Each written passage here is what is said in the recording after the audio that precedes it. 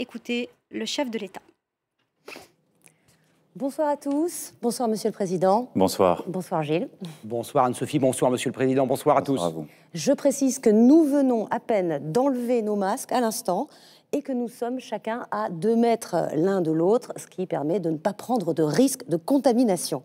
D'abord, Monsieur le Président, 8 mois après l'apparition de l'épidémie en France, les Français sont inquiets, ils sont parfois déboussolés par des injonctions qui semblent contradictoires.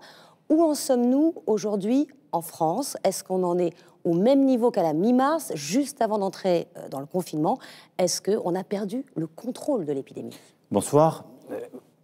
Nous n'avons pas perdu le contrôle. Nous sommes dans une situation qui est préoccupante et qui justifie que nous ne soyons ni inactifs, ni dans la panique. Nous avons appris de la première vague. Notre pays a subi cette vague de plein fouet. Un rapport, d'ailleurs, vient d'être rendu qui fait l'analyse de ce qu'on a bien fait, moins bien fait, mais qui a frappé toute l'Europe, le monde entier même. Nous avons eu, durant cette première vague, 30 000 victimes. Depuis lors, 2 000 victimes supplémentaires. Et en effet, ce virus que nous connaissons maintenant depuis le début de l'année et qui nous frappe depuis 8 mois, revient. Nous sommes dans ce qu'on a souvent appelé cette deuxième vague. Et ça remonte partout en Europe. Au moment où nous nous parlons, l'Allemagne est en train de prendre aussi des mesures restrictives parce qu'elle a beaucoup de cas. Elle est 15 jours, 3 semaines derrière nous, mais dans une situation préoccupante. L'Espagne, les Pays-Bas sont aussi dans une situation très préoccupante, avec même plus de cas rapportés à leur population que nous, et ont pris ces derniers jours des mesures très restrictives. Donc le virus repart, recircule très vite partout en Europe et dans notre pays. Maintenant, je pense qu'il est important, dès le début de notre échange, et pour tous nos concitoyens, de dire exactement ce que nous savons de ce virus. On sait qu'il tue. L'OMS le rappelait ce matin, 0,6% des gens qui sont touchés, 32 000 victimes en France. Il tue plutôt les gens qui sont plus âgés. C'est vrai que 90% des gens qui sont morts, de nos concitoyens qui sont morts de ce virus, avaient plus de 65 ans.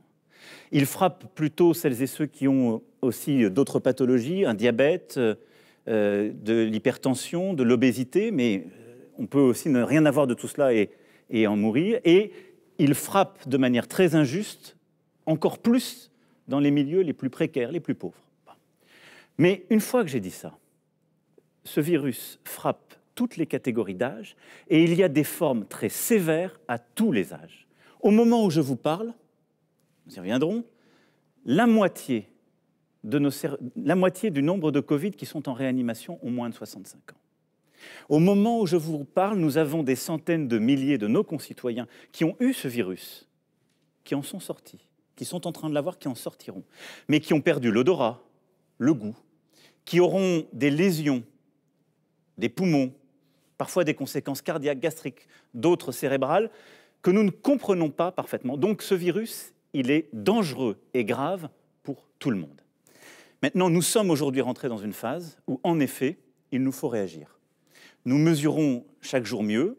On fait entre 1,3 et 1,4 million de tests par semaine. Et en ce moment, nous avons 20 000 cas en moyenne par jour de plus. 20 000.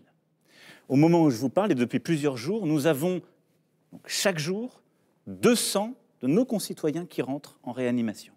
Aujourd'hui, 226. Et nous avons 32% de nos services de réanimation qui sont occupés par des concitoyens qui ont le Covid.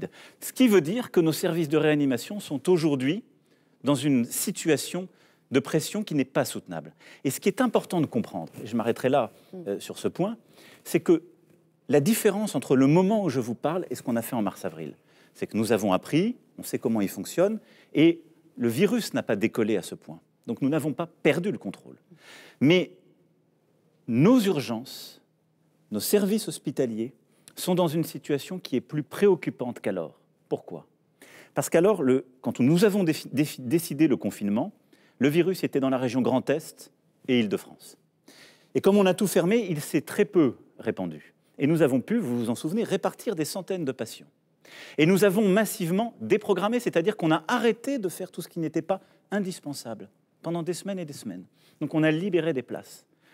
Aujourd'hui, le virus est partout en France, donc il n'y a pas de réserve cachée de lits. Aujourd'hui, nos soignants sont très fatigués, à juste titre, parce qu'ils ont été au front pour la première vague.